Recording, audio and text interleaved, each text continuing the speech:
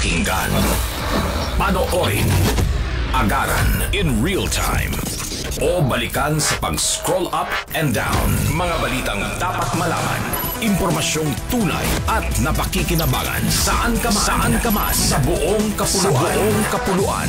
Bangon sa bagong sigla. Kababayan, kasama ang social media. Powered broadcaster ng bagong mamamayan. Tapat sa pag-uulat. Ito po ang Presidential Broadcast Service sa Metro Manila. Radyo Pilipinas 1, 738 AM. Oras po sa buong Pilipinas, 4 na minuto, makalipas ang alas 3 ng hapon. Ano yun, sir?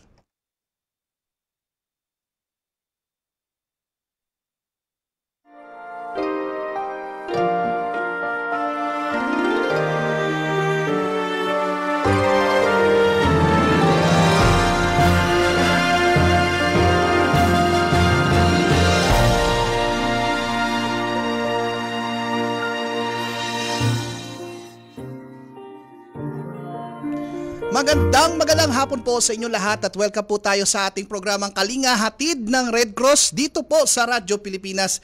Ngayon pong ika-7 ng buwan ng Abril, taong 2024 po. At syempre araw na linggo, kamusta po ang bawat isa sa inyo? Daman nyo po ba ang sobrang init ngayon? Siyempre summer at may dagdag pa dyan ng El Nino, pero kasing init po niya ng ating talakayan ngayong hapong ito hanggang alas 4 po tayo ng hapon. Siyempre po at nais nating pasalamatan ang mga bumubuo ng ating programa mula sa Presidential Broadcasting Service, ang ating Direktor Bong Aportadera, ang ating Station Manager Sir Alan Alyanige, ang ating iba pang mga kasama si Sir Ray Sampang at si Sir Maki, at ang ating nasa technical side, Sir Oli Lopez at Ma'am Joy Timidan. At siyempre sa Philippine Red Cross, ang ating Chairman and CEO Richard J. Gordon, ang ating Vice Chairperson, siyempre ang ating Governor Corazon Alma de Leon, ang ating Secretary General Dr. Gwen Pang, at iba pang Board of Governors natin, ang ating mga Board of Directors sa mga chapter at ang mga administrator kasama ang mga 143 volunteers natin at Red Cross Youth sa buong Pilipinas. Ayan, inaanyayahan po namin kayo. Live po tayo, Facebook Live, Kalinga Hatid at Radyo Pilipinas sa AM band po 738 kHz at napapanood po tayo sa TV ha.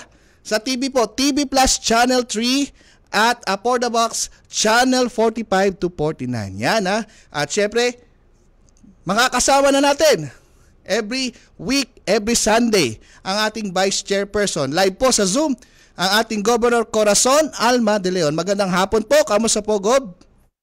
Magandang hapon at gusto kong i-acknowledge ang co-host natin, si Governor Jay Halandoni. Yes. Mag-greet ka muna, Jay. Magandang hapon, Gob. At welcome back. It's nice. Hello. Hello. Thank you. Wow, ang tagal na natin nawala dito sa sa program ninyo, Ma'am Cora. Nako, sorry ho, napaka-busy ho the past few weeks. At saka tama-tama ho si Sir Ed, napaka-init ngayon, ang tindi ng init. Nako, ang daming kwento natin. Sunog kalayot kanan, mga ganyan, tapos kulang sa tubig, ang dami pa. Anyway, sa mga guests natin that will be properly introduced mamaya by Sir Edison, good afternoon to you. A warm or hot welcome sa inyong mga guests natin. Sir Edison. Yes, I will begin with a message. I will begin. Can you hear me? Yes, loud and clear po. Maliwanag po at malakas.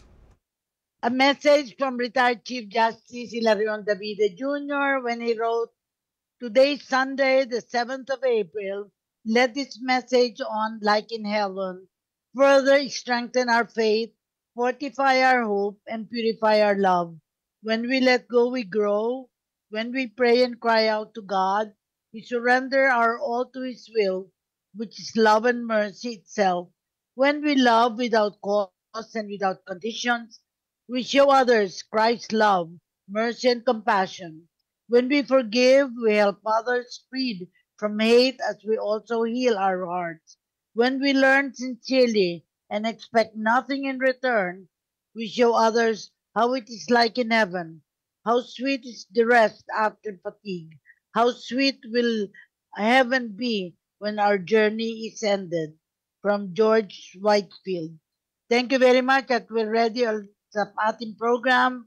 Nakakatuwa naman dahil for the first time I think, for a long time, Yes. may guest natin ang sa PRC Rizal Chapter Parañaque City Branch. Taga Parañaque ako, kaya excited ako. And of course, ang ating council chairman, si Anson Ong, council chairman. Mag-greet ka muna, Chairman Anson. Good afternoon, Good Governor afternoon De po. Leon. Chairman Yes. Anson. Thank you. And of course, sasabihin ko na muna yung ibang guest natin. Kasama si Donna Jean Garcia, Rizal Chapter, Parañaque City Branch Coordinator. Mag-greet ka muna. Good afternoon, everyone. Good afternoon, Gov. Cora. Hoy, Thank nako. Ma'am Jean, ang ganda ni Ma'am Tapos Jean si ngayon. Anthony Gabriel Delgado, volunteer for 2 years, currently RC-143 IHL Disseminator, Health Services Facilitator. Go ahead, Anthony. Hello po, isang magandang hapon po sa ating lahat. Yes. Thank you, inubo ako. Ikaw muna siguro, na inubo na ako siguro sa init. Ikaw muna, Gov J. Magtanong na tayo sa Parañaque Beach. Of course, unahin muna natin yung pinaka-chairman natin sa Parañaque branch. Sir Anson, kamusta naman ho kayo dyan? Okay naman po. Good afternoon. No? Magandang hapon po sa inyong lahat po. Magandang hapon. So, I guess yung pinaka-tanong dyan, last week was Holy Week. Ano yung pinaka-activities ng Red Cross natin during the Holy Week natin dyan? Ang Holy Week naman, napakainit talaga Holy Week, lalo no. Ang ginagawa po natin, inakbay natin yung mga naklalakbay po. Pag may in case of emergency, nandiyan po lang tayo. Okay, so may mga nagre-respond ba tayo? May mga sunog ba dyan? O ano ba yung mga activities natin dyan, emergency responses natin sa Red Cross lately? During the Holy Week, okay naman. Smooth naman dito sa Metro Manila. Ang problema lang po, dito sa may mga highway, yan ang problema po natin. Okay. Nako, traffic ano? Bago mag-Holy Week, traffic. Pagtapos ng Holy Week, traffic na naman. Avoid that talaga. Siguro tanongin natin, Gov J, saan matatagpuan ang office ng Philippine Red Cross para malaman ng mga nanonood, nakikinig. Ang office po natin dito po sa Parañaque City, dito ho sa may 8208 Dr. A. Santos Avenue. Dito ho sa tabi ng East West Bank, katabi po ng yung Evacom area po. Yes. So, siguro, palagi namin tinatanong sa mga chapters, ano ang kagamitan nyo kasi branch kayo ng Rizal Chapter? What do you have right now? Kompleto po ta sa mga gamit na pang-rescue po. Kasi dito po sa Parañaque, lagi mo may emergency. Naman, sa takin ngayon, gaya ng last week, meron na sunog, malaking sunog sa Taplan, dito po sa Parañaque, dito din sa may tramo, nusang araw naman. Kaya yung mga rescue na po natin, kompleto po tayo sa mga equipment po.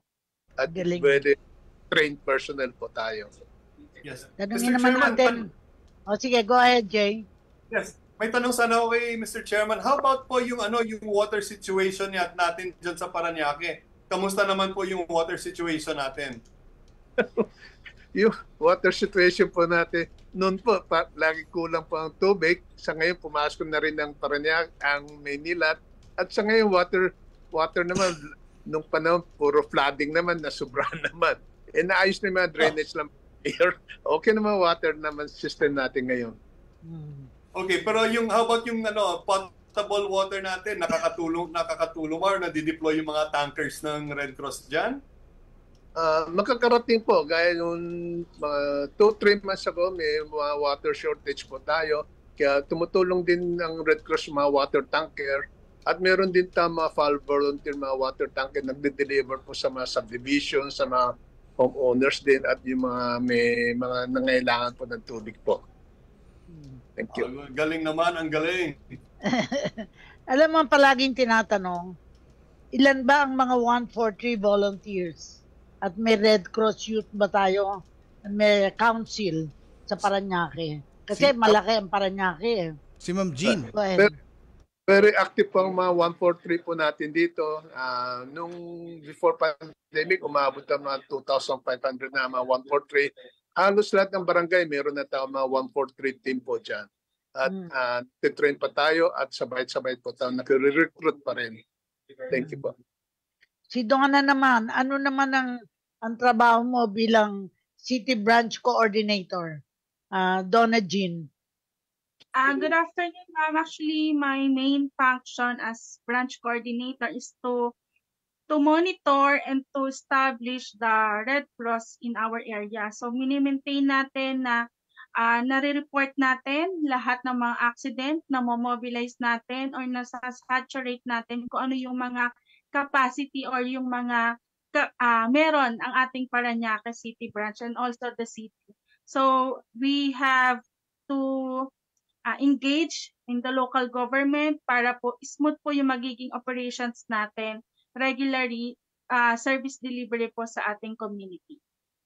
So Ma'am Donna, question, no? Ano ba yung mga pagtanggap ng tao? Tulad may aksidente, tapos dumating yung Red Cross, ano ba yung pagtanggap ng tao? Oh, dito na yung Red Cross. Parang sa Clolo, dito na Red Cross. Parang ganun ba? O Yes, sir. Tapos marami Actually, sir, pag sinabi kasing Red Cross, talagang iba yung impact sa community. So, pag nakita na yung naka-red at nakita na yung logo natin, talaga nag-giveaway sila for Red Cross para ibigay yung pangunang lunas natin. And alam naman natin na pag sinabing Red Cross, well-trained and alam nila yung kapasidad na meron tayo. So, pag kami mga ganyan aksidente, especially po pag nagre-respondi tayo, so automatic po yan, pag si Red Cross nakita nila, nandyan na yung pagtulong nila, pag-assist nila kung saan tayo dapat pupwesto, kung ano yung mga kailangan nilang i-prepare or yung kailangan nilang ibigay sa ating information para makapagbigay tayo ng proper service. Ma'am Cora, nakaka-proud naman yan, no? Pag narinig mo ng mga kwento na ganyan, parang gustong-gusto mo sumali ng Red Cross kaagad, di ba? Yes. Kaya nga, under the Barangganic approach, sa barangay pa lang, ay tinitiyak natin na merong mga miyembro. Pero in totality, kailangan may training talaga.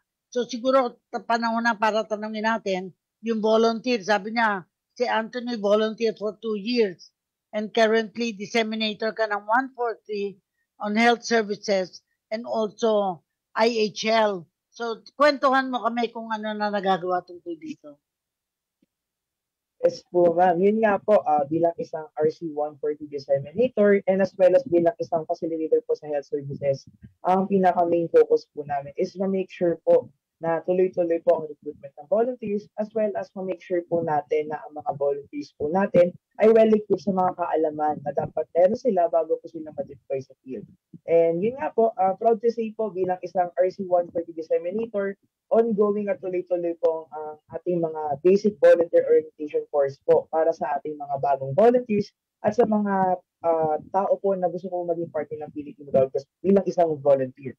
And under health services naman po, very active rin po tayo pagdating po sa ating mga health disseminations. Tulad po for example, noong February, isa po sa mga pinaka-achievements nga po kung titingnan po natin is nagkaroon po ng barangay level health teachings po tungkol sa oral health disseminations po. Kasama itong partners natin, natulungan po natin at tuturuan po natin ang mga bata ng mga barangay po natin kung paano po ang tamang paraan ng pagsisikilyo. Ganoon din po, pagdating po ng October, under health services rin po, tuloy-tuloy rin po ang ating hand washing under WILD po, ang ating hand washing dissemination para po ma-make sure natin na ang population po ng ating mga mamamayan ay marunong po sa tamang steps ng hand washing. So, yun po nga. Jay, step out lang ako ha, 1 minute ha. Please carry on. Okay, yes po. Okay po. Well, actually curious ako. How do I call you? Anthony ba? Or Tony? Or... Okay. Anything Anthony. kahit ano po. Oh. Sige. Yung question ko dyan, kasi pag sinabing Paranaque, napakasikip, napakamaraming tao. Pag nagre-respond ba tayo, ano naman yung mga assignments natin sa volunteers natin na on the ground, yung sa 143 natin? Ayun sir, yun nga po, tulad nga po ng nabanggit ni Sir Anson kanina. Recently po nagkaroon po ng malaking sunog nga po sa Top-Land Subdivision. At saksi po ako dahil nandun po ako nung mismo nangyari yun. Bilang isang RC-140 volunteer rin po, yung mga task dissemination po natin is nag-make sure tayo na meron po tayong foot medics kung saan sinasecure po natin na walang mga civilian ang na-injure, wala pong mga casualties, and as well as yung mga roving team po natin na nag-make sure po at nakikipag-coordinate sa ating mga LGUs kung ilan po ba ang mga pamilyang apektuhan, ilan po yung mga bahay na nasunog. Very active po tayo pagdating po sa loan assignments po natin sa ating 140 para ma-make sure po natin na lahat po ng ating mga members at mga po ng mga tao na nasa loob ng area is well accommodated po pagdating sa mga panahon ng sakot. At saka ang laki ng Paranaque, Gov, Jay. Ilan distrito? Ilan distrito ba kayo diyan, Sir Anson? Chairman Anson? Dalawang distrito po, Jay. Balik ko sa buong dalawang distrito niyan, sir, ilan po diyan yung percent ng residential sa commercial? Kasi I see na talagang napakalaki ng Paranaque po. Napakalaki ang Paranaque, mostly residential. Dalawang main road lang ang commercial po dito. Yung Sukat, better living lang po. Kaya I think it's almost 70% po residential po. Laki talaga. Gov J. Yeah, so with that po, halos lahat residential. Kamusta naman po yung fundraising natin? Kasi usually sa ibang lugar, business establishments yung nilalapitan. Pero dyan naman sa inyo, ano yung scheme ninyo on fundraising for... Kasi hindi naman alam ng lahat, pero yung Red Cross kasi para to yung sa mga viewers natin tsaka listeners, yung Red Cross kasi solely relies on donations, on your donations po. So para makatulong tayo, lalo na sa mga taga-Paranaque, sir, paano naman tayo nagfa-fundraising para syempre matuloy at saka may bigay natin yung services ng Red Cross sa ating mga constituents? Yan ang magandang tanong nyo. Alam nyo naman dito sa Red Cross, importante saka sa blood po. Ang fundraising palagay ko dito sa Paranaque wala po problema dahil madaming po tumutulong, madaming kumpanya gaya ng Mondelez, gaya ng Gardenia, gaya ng mga eskwelahan, gaya ng Arandia College, may mga fundraising tama, Movie for a Cause. Madami tayong klase mga fundraiser. May mga very active po yung mga grupo dyan sa may Baclaran, Paranaque. Very active po yun. Kaya sa fundraising, very active po tayo. Gaya sa mga staff po natin, very active. May mga can tayo, mga lata para sa mga fundraising din. Kaya gaya ng Royal Cargo, malakas din yan. Sa fundraising po yun. Kaya yung Mark Allinger merchandise, gaya yung Wholesome Cement. Kaya madami po tumutulong dito sa Paranaque branch. Kaya okay lang po ang fundraiser natin. Mukhang memorize ni Anson. Memorize ni Anson ng mga companies na tumutulong sa Red Cross. Congratulations, ano? Pero palagi natin tinatanong dito, siguro yung palaging sinasabi mo na yung kadalasan na tragedy o sakuna na tinutugunan ng ating branch. Alam ko, usually dahil sa sunog, hindi ba? Sunog at saka ano pa bang mga offense na nakakaroon ba kayo ng food poisoning, mga ganon? Food poisoning naman. Kung tag-ulan po, sa baha po ang problema po natin. Yes. Pero na-solve na ng local government yan eh. Na-solve na po yun. Masyadong binabaha tayo, hindi ba? Opo. Meron ba kayong dengue, Mr. Chairman? Go ahead. Meron ba kayong dengue dyan, Mr. Chairman, minsan? Outbreak? Dengue. Dengue, Dengue ba? wala naman dengue outbreak po dito sa Parañaque po. Good. Maganda yung So yung mga water flood system natin, maayos naman. Laging malinis po yung okay. Kami ang ano namin, yung Save the Parañaque River. Kaya medyo chairman, kaya in addition, tumutulong din tayo.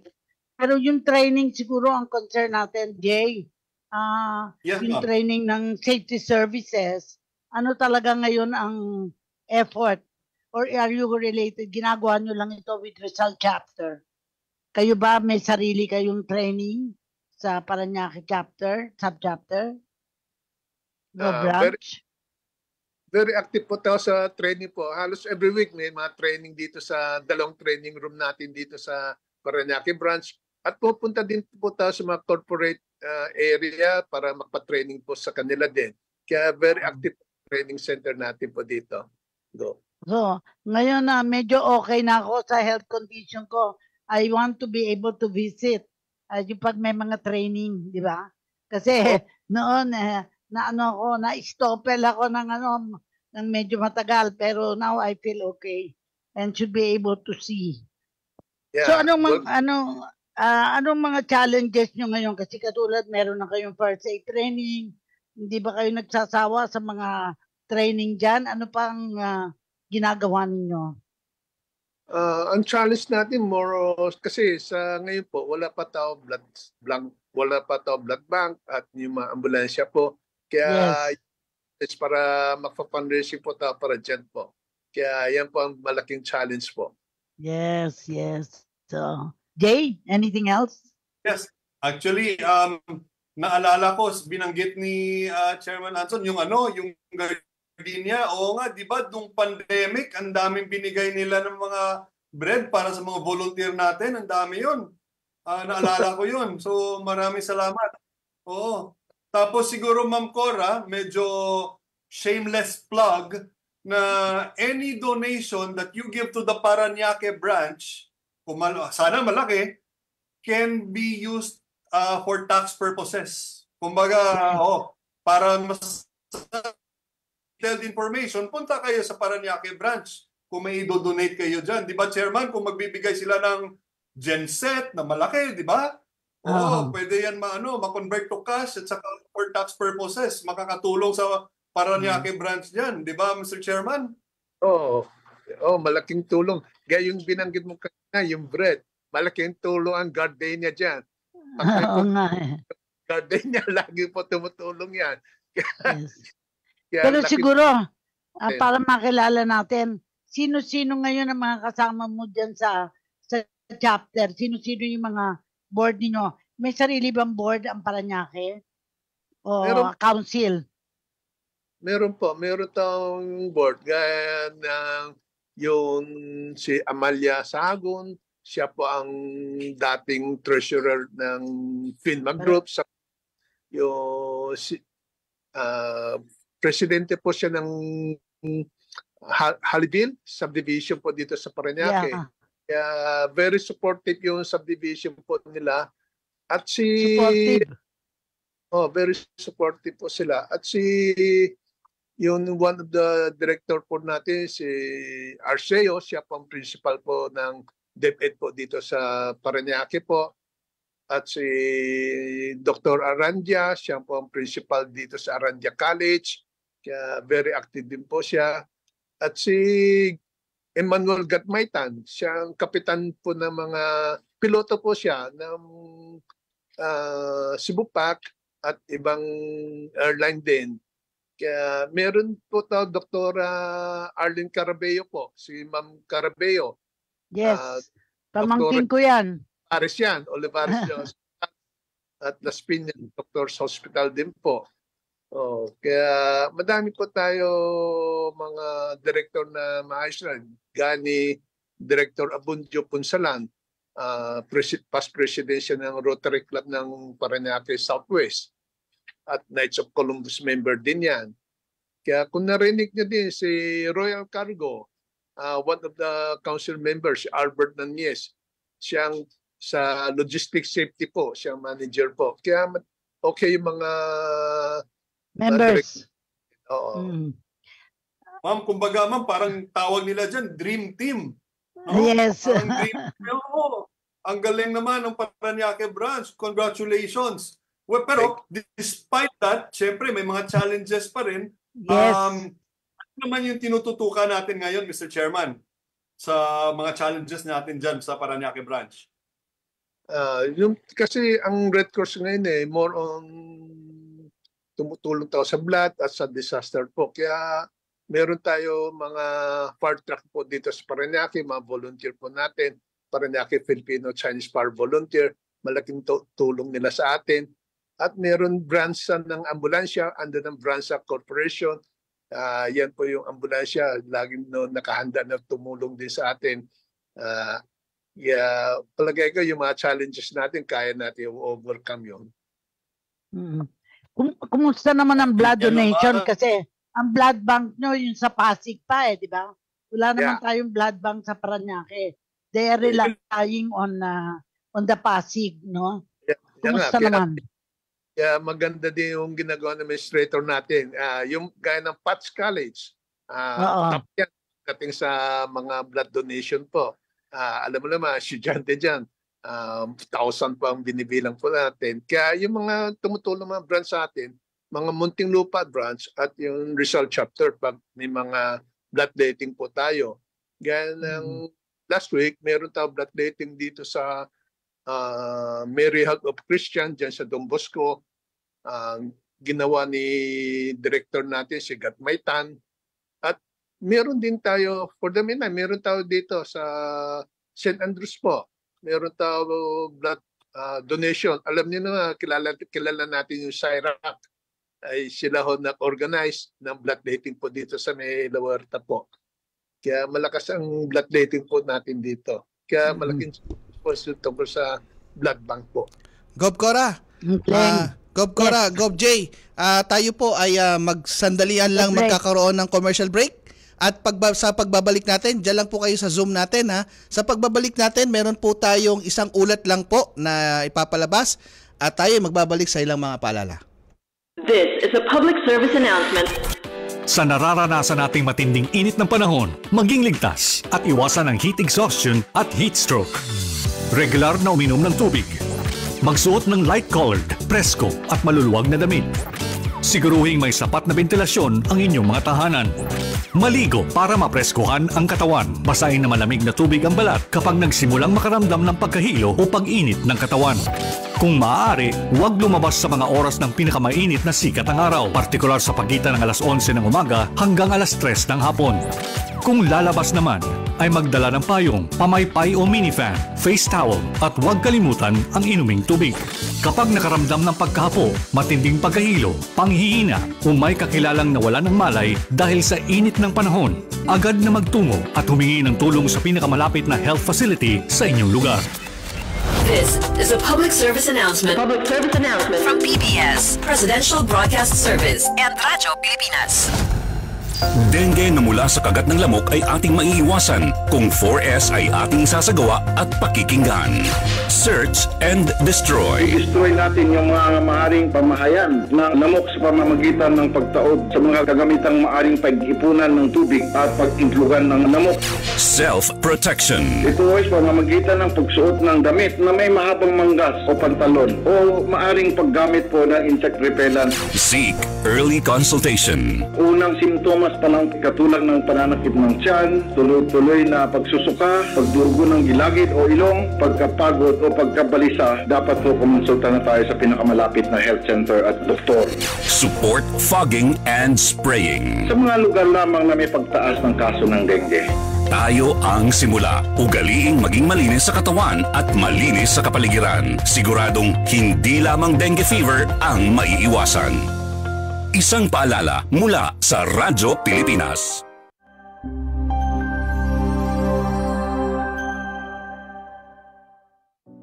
It is a basic human right to live in a decent shelter where you feel secured. Unfortunately, not everyone is entitled to it, especially when calamity strikes. True to its mission to alleviate human suffering and uplift the human dignity of the most vulnerable, the Philippine Red Cross through its Cebu chapter collaborated with the International Federation of Red Cross and Red Crescent Societies and the municipality of Alegria for the full shelter assistance project that provided 71 solar-powered shelters for families that lost their homes due to Typhoon Odette with international name Ryan, the strongest typhoon that struck the nation in 2021.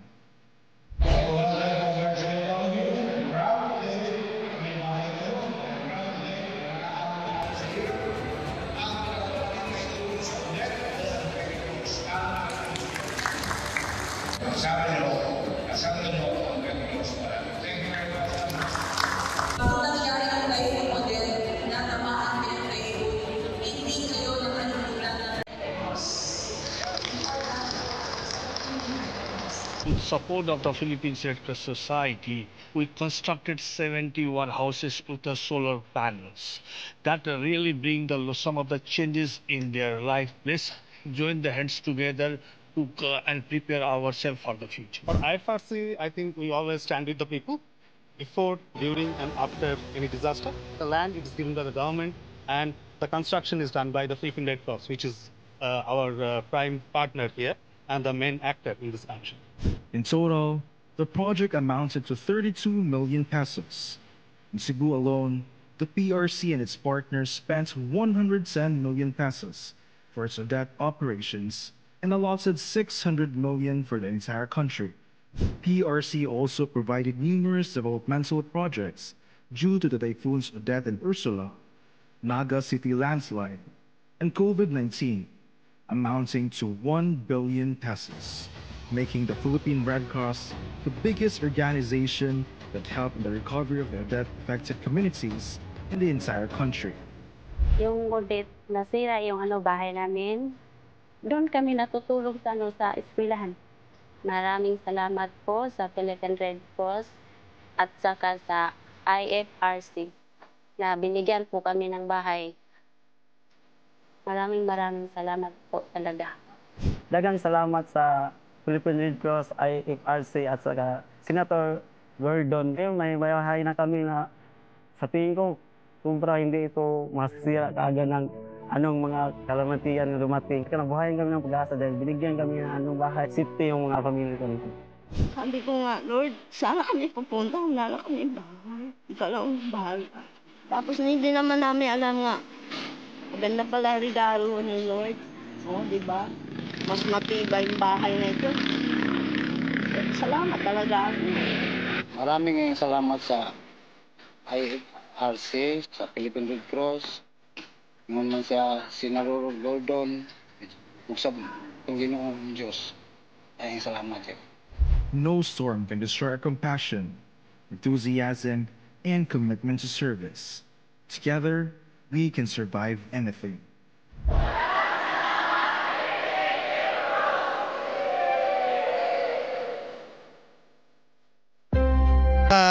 Hinatid po sa inyo ng Communication Department ang nangyari pong turnover ng mga bahay, solar roof na mga houses po dyan, na mga naging biktima ng bagyong Odette dyan sa may Alegria, Cebu. So 71 po yan na full shelter po. Gov Cora, Gov J. Siguro tanungin naman natin si Donna, kailan ka nag-join ng Red Cross? Gusto ko, alam mo, I want a sense of history. Kailan nag-join, at saka how are you finding your job right now? Donna, go ahead. Actually, ma'am, nag-join ako sa Red Cross. Nag-start talaga ako, ma'am, sa Parañaque City Branch as volunteer. Last 2010 po ako nag-start as volunteer. And then, hanggang sa naging staff po ako ng ibang chapter. Then ngayon, this year, ma'am, bumalik ulit ako kay Parañaque para i-return or ibigay yung mga natutunan ko para mas lalong paunlarin natin yung Parañaque City Branch, ma'am. Yeah. So, saang chapter ka nag-serve? Nag-start ako, ma'am, sa Rizal under Parañaque City Branch. Yes. Then, nito lang, ma'am, galing po ako sa previous kong chapter sa Caloocan City chapter. Then, nung kailangan ma'am ng manpower for Rizal chapter, nag-transfer po ako for Rizal chapter under po kay Parañaque City Branch. Sino ba ngayon ang chapter chairman sa Rizal? Ang ating chapter administrator, ma'am, si Sir Roberto Dacles po. Siya po ang ating current chapter administrator po for Rizal chapter. Yeah, okay. Kasi ang chapter ang chairman ng Rizal chapter si yung businessman, di ba? Anson? Si Alfred Cerex Burgos, siya ang chairman. Yes, Ceres Burgos, Ceres. Si naman, si Anthony Gabriel Delgado. Kasi volunteer siya for 2 years, Currently, stop ka na ba ngayon? O volunteer pa rin? Volunteer. Currently po ma'am, ako po isang volunteer po ng Parañaque branch po. Aha. So, ano ba ang pinag-aralan mo? Anong degree mo? Yun po ma'am, as of the moment po, isa po akong college student. Nag-join po ako sa Philippine Red Cross noong aking second year po. Ako po yung nag-take currently ng BSN or BS Nursing po. Then ngayon po, on my second year po as a volunteer, ako po ay a few months away from being a graduating student na po sa nursing. So, hindi ka pa nakaka-graduate? Yes po, hindi pa po. Kasi kami ni Jay, very interested in anong background ng mga nagvo-volunteers. Kasi to me, ang volunteer can eventually be a staff. In fact, yung ating Secretary General ngayon, Dr. Gwen Pang, used to be a volunteer in their area in Mindanao, and then took up nursing, then naging staff. And during my time, nung ako'y Secretary General, she became the deputy and later became already the Secretary General. Sana lahat kayo mag-aim to go to achieve higher positions. Si Jay one of the active board members dahil siya ngayon ang in charge ng chapter. Siguro magkwento ka rin, Jay, yung mga chapters na napuntahan mo at yung pinalakas mo na chapters. Go ahead. Pinalakas talaga.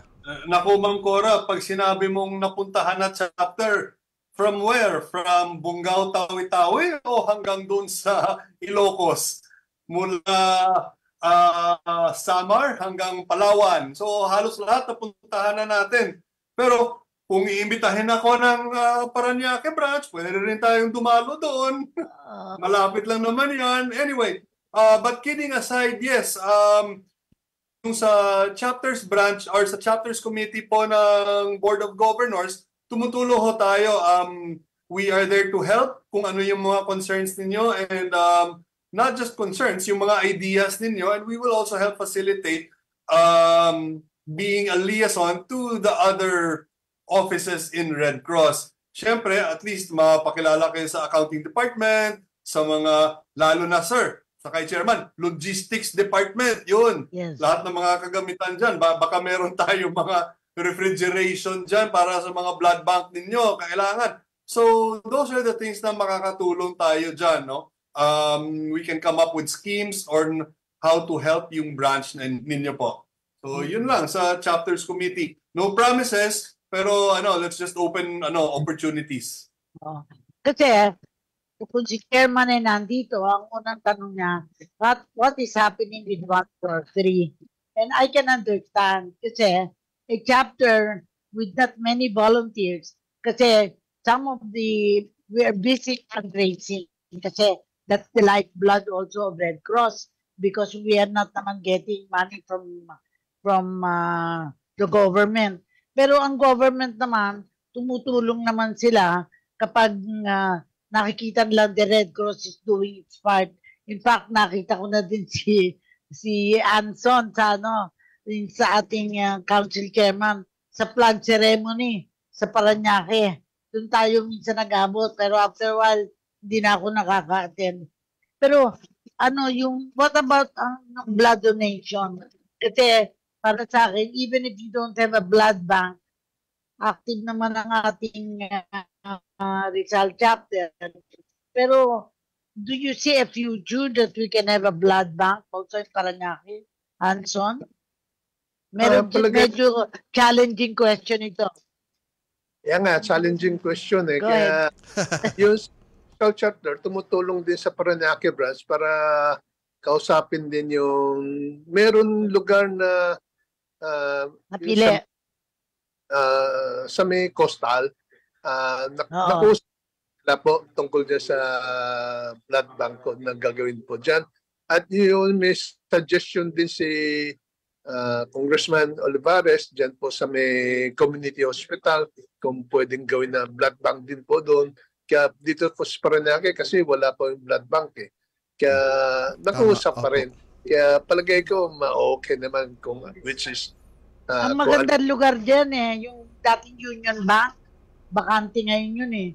Yung tabi ng eskwela, St. Paul, yung kabila, no? Pwedeng tingnan natin yun kasi ang ganda ng pwesto na yun. Malapit din sa Parañaque Community Hospital. Oo, yan nga. Kaya may suggestion si Congressman dyan para... pwedeng mabili yun. Mabili kasi bigay sa Red Cross. At least, ano. So, kaya fundraising po tayo dyan para... Jay, ano pa kaya ang challenge na gusto natin i-post dito sa ano natin, sa Parañaque branch? Well, normally po yung pinaka-challenge natin dyan is fundraising. Kasi pag marami tayong funds, syempre marami tayong mabibili na equipment. At saka for the Parañaque branch, sky's the limit eh. Kasi sinabi ng kanina ni Chairman, ang dami nilang constituents dyan. So, ang dami nating services maibigay dyan. May airport sila, may airport. Oo. So, makakatulong tayo dyan. Siguro, si Anthony at saka si Donna siguro with all the services na mapadala natin dyan, sana naman hindi kayo overwhelmed. Sana naman accept it as a challenge.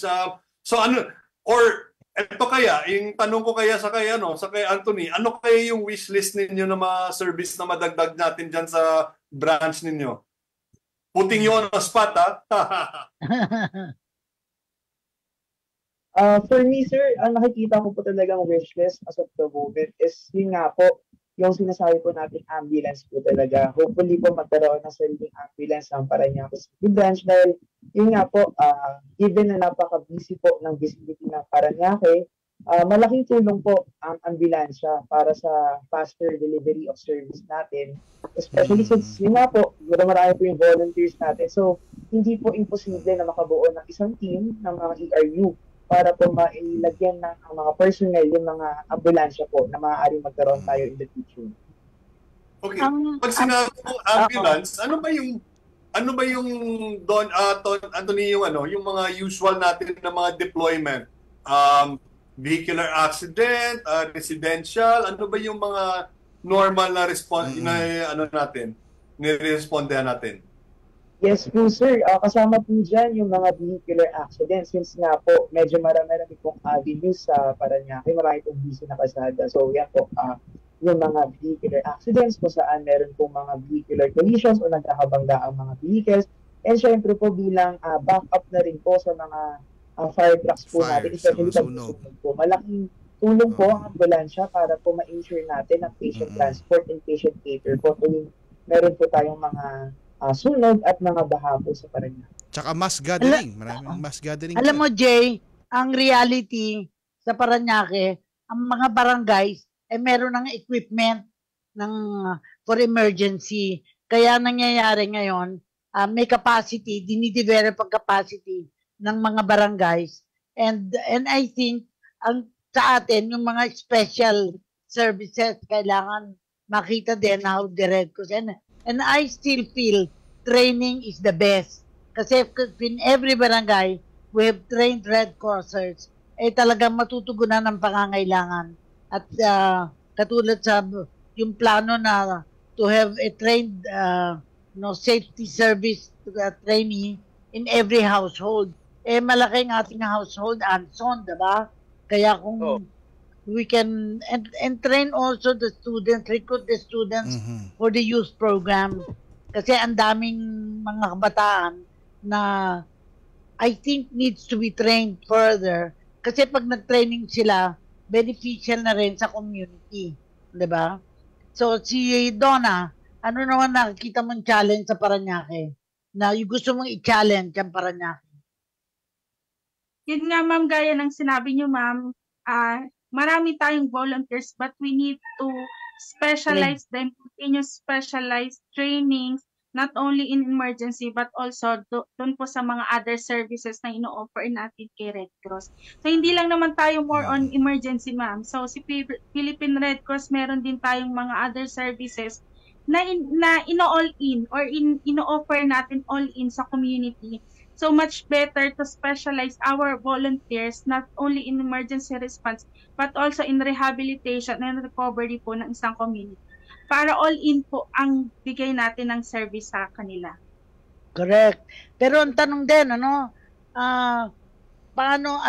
mga ahensya naman ang yung katuwang para sa mga fundraising campaign? Kasi na-mention ni Anson, yung mga kumpanya, no? Pero siguro yung sumusuporta naman sa blood donation. Meron ba kayong mga kumpanya na sumusuporta sa blood donation? Kasi ang blood bank natin nasa Pasig eh. Go ahead, Anson. Yung blood donation po, more gumagawa po tao, yung Good Samaritan. Alam niyo, yes, yung Blood Samaritan. Kaya madami ding taong nakakuha dyan. Kaya malakas din ang blood donation po din natin. Correct.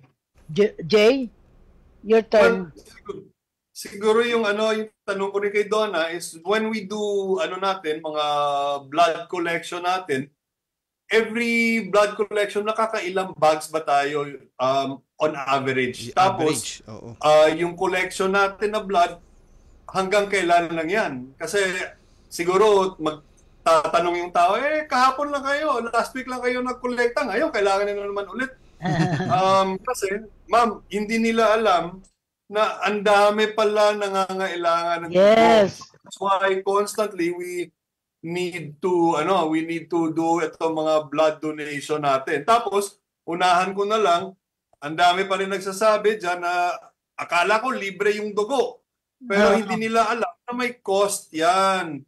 Yung bag, binabayaran yung bag, yung kuryente sa refrigerator, binabayaran rin 'yan. Yung testing, lahat-lahat na 'yan. May cost yan. So again, long story short, tanong natin kay Donna, pag nag-collect kayo, how long hasta maubos yan? Tapos, nangangailangan, how long yung mga collections natin, yung schedule natin? Sa experience nyo. Apo, ang setup kasi natin sa Parañaque City Branch, so ino-offer natin sa mga company na mag-conduct sila ng mga blood donations. Then once po yung mga request, ibinabato po natin yan sa mga blood centers na under Rizal chapter. So from that, kinikater po natin lahat ng mga request and also sa community, nag-a-appeal din po tayo mga blood donation para po ma-continuous natin yung supply po na need ng ating community. So kung titingnan po kasi natin in overall, nasa 70% po talaga na halos si PRC ang nagpo-provide po ng blood within nationwide. So ang blood kasi natin within 30 days po na expired po yan eh. So iyon po ang hindi nakikita ng ating community na ina-expect nila pag nag-donate sila ng blood, parang may naka-reserve sila. But kung titingnan natin, after 30 days, pag hindi na i-dispense ang blood, na-expired na po iyan. Yes. So, after that po, so we need to continuous promote and to continuous conduct po talaga ng mga blood donations para po continuous po yung supply na naibibigay natin not only in Parañaque but also sa mga nearby cities po na nangangailangan ng blood. Kasi lalo na po ngayon, sobrang in demand po ng mga blood, lalo na po sa mga hospital na wala namang storage for blood. So, kasi ngayon po nangyayari, mga anak ka lang, kailangan mo talaga ng blood. So, yun po yung mga nagiging challenges po natin. Kaya we promote and continuous partnership in terms of blood donations. Ako may tanong ako. Sige, go ahead. May tanong lang ako, Gob Cora, kay Director Anson. Kasi si Director Chairman Anson, nakita ko may picture po siya na nag-duty sa kanila kapag meron yata sa kanilang disaster. Ang gusto ko lang matanong kay Chairman, ano po yung pinaka hindi nyo malilimutang experience na disaster na kasama kayo ng Parañaque branch po nung kayo po ang chairman diyan? Pang MMK ang gusto niya, no? Gusto ni Edison. Go ahead. Alam niyo na, ang Parañaque branch yun, nak-open po during the time ng Typhoon Ondoy. Kaya yung time na yan yung Typhoon Ondoy. Kaya very active din po tayo sa mga rescue. Kasi opening pa lang nagpaparescue na tayo magdamag Kaya very active po tayo sa mga rescue. As par na pupunta din tayo sa mga Tacloban, sa mga Cagayan de Oro, nagre-rescue din po tayo dyan. Nagpapadala din tayo ng mga fire truck para tumulong po sa mga tao doon. Kaya yung sinasabi ko, baka ma-picture nasa province na po ako. Kaya, pero ang message talaga, maganda naman ang inyong ugnayan ng local and ng pamahalaan at Parañaque. Suportado nila ang activities ng PRC sa Parañaque. Di ba? Oo. Kaya, volunteer na tayo for 36 years na. Kaya, welcome tayo sa mga magbo-volunteer po sa Red Cross po. Yes. Okay. So, may time pa ba tayo? Wala na po. Gob Cora, Gob J, tayo po ay hihingan na natin ng mga pinal na mensahe ang ating mga kasama po natin ngayon mula sa Parañaque branch. Unahin na po natin na si Mr. Anthony Gabriel Delgado. Sir, ang inyong final message? Ayan po. So para po sa ating mga interested volunteers po sa Parañaque area or malapit po sa Parañaque area, inuudyo ko po kayo na mag-volunteer po on the Philippine Red Cross. Isa po itong life-changing experience para po sa bawat isa. Kung gusto niyo pong ma-challenge, gusto niyo po ng panibagong bagay at isang purposeful na bagay gawin sa inyong mga lives, ma-challenge po tayo. Mag-volunteer po tayo under the Philippine Red Cross. Yun lang po. Sunod natin si Ma'am Donna Jean Garcia, ang PRC Rizal Chapter Parañaque City Branch Coordinator. So yun, muli po ay naanyayahan namin kayong mag-join sa aming volunteer recruitment and also to give back and serve to the community. So i-visit nyo lang po ang aming office sa Parañaque para po maging official member po kayo ng Red Cross 143. Ayan, thank you very much Ma'am Donna. At susunod na po natin ang kanilang council chairman ng Parañaque City Branch, si Director Anson Ong. Sir, ang inyong final message? Maganda nga po sa inyong lahat. Ang message ko lang po, welcome Parañaque sa mga nag-volunteer po. Kasi pwede kayo sumali sa Red Cross Volunteer o dito po sa Parañaque Filipino-Chinese Power Volunteer. Kaya madami po tao pwedeng gumawa dito pagka-volunteer kayo. Meron tayong mga galleonier na po dito sa Parañaque po. Kaya active po tayo sa blood dating po. Kaya welcome po mga taong volunteer po. Thank you po. At yan, ang mga kasama po natin ngayon mula sa Philippine Red Cross Rizal Chapter Parañaque City Branch. Siyempre si Ma'am Donna, si Sir Anson at si Sir Anthony. Ngayon, ang final message po ng ating nakasama po natin muli, si Governor J. Halandoni. Sir, ang inyong final message po. Thank you very much, Sir Edison. Yung sa mga shoutout dyan, panawagan dyan sa mga taga-Parañaque at saka neighboring communities, kung gusto ninyo to serve humanity or to learn how to serve humanity, punta kayo doon sa Parañaque branch. Hanapin nyo si Chairman. Bakit? More than 30 years of experience in humanitarian causes. Nako, baka pag may disaster dyan, nahabulin nyo pa yan kasi right away, nagre-responde ka agad yan, no? Ang dami ng training dyan, ang daming natutulungan yan. So if you want to be, if you're patriotic enough to join the Red Cross, do so dyan sa Parañaque branch. Ang dami nating services. Tanong nyo lang kay Donna, tanong nyo lang kay Sir Anthony dyan. Ang dami-dami natin mga trainings at saka mga areas of expertise kung saan kayo makakatulong. Ma'am Cora.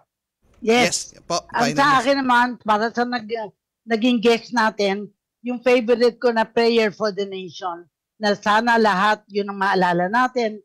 It goes like this. Lord, let me be the change I want to see, to do with strength and wisdom all that needs to be done, and become the hope that I can be. Set me free from my fears and hesitations. Grant me the courage and humility. Fill me with spirit to face the challenge and start the change I long to see. Even if I'm not the light, I can be the spark in faith, service, and communion. Let us start the change we want to see, the change that begins in me. Bravo sa work ng Parañaque branch and of course sa Rizal chapter. Maraming salamat and looking forward to seeing you again in our program na Kalinga mula sa Red Cross. Thank you very much. Ayan, at maraming salamat po, Governor Cora, ang ating Vice Chairperson, at si Governor Jay Halandoni. At syempre, nais nating pasalamatan ng Administrator ng Rizal Chapter na si Sir Robert Dacles sa pagpapayag nilang kasama natin ang Parañaque City Branch. At syempre, yan na po ang ating programang Kalinga Hatid ng Red Cross sa Radyo Pilipinas ngayong pong 7 ng Abril. At sa susunod na linggo, meron po tayong special na guest, tunghayan niyo po yan. At syempre, susunod na po ang pagbabalita hatid ni Sir Albert Sebastian at kasunod na programa ni Vance Fernandez. Ito po si Edison Enriquez. 1 minuto bago mag 4:00 ng hapon. We know you're always on the go.